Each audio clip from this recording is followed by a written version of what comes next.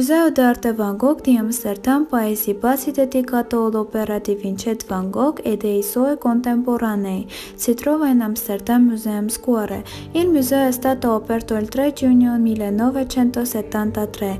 Gli edifici del museo sono stati progettati da Jerry Tresvant e Kisho Kurokawa. Il museo ospita la più grande collezione di tele di Van Gogh.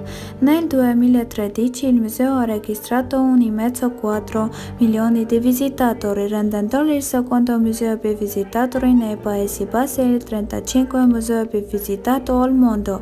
Nel 2014 il museo ha avuto 1,6 milioni di visitatori. Il Van Gogh Museum, essendo un museo nazionale e una fondazione privata, dal 2000 il museo è gestito da Lex Ruger. Il Van Gogh Museum è membro del Museum Vereniging. Oltre alle opere del famoso artista si possono vedere le opere dei contemporanei di Van Gogh. Van Gogh non era stato in grado di vendere il suo lavoro per molti anni, causando depressione cronica, epilessia e gravi disturbi psicologici.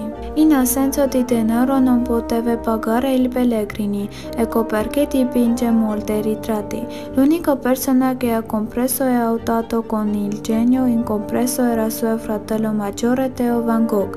Matteo non è riuscito a classificare la sua eretica. Le foto e la corrispondenza dei fratelli vengono trasmesse alla vedova del fratello, che legge le lettere con interesse, ne apprezza il loro stile e pubblica una collezione. La collezione è accettata dal pubblico, l'artista ottiene un certo riconoscimento. Il nome di Van Gogh sta iniziando a farsi conoscere. Prima dell'apertura del museo fino al 1973, i dipinti del maestro erano conservati dal nipote dell'artista, proprietario dell'idea di creare un museo e dargli vita. L'edificio è stato progettato dal designer e architetto olandese Jerry Tresvant. 25 anni dopo fu aggiunta una dimostrativa aggiuntiva progettata dal giapponese Kisho Kurokawa. Le opere dell'artista nel museo sono esposte nella cronologia della mostra. Gli esperti dividono l'arte di Van Gogh in 5 fasi.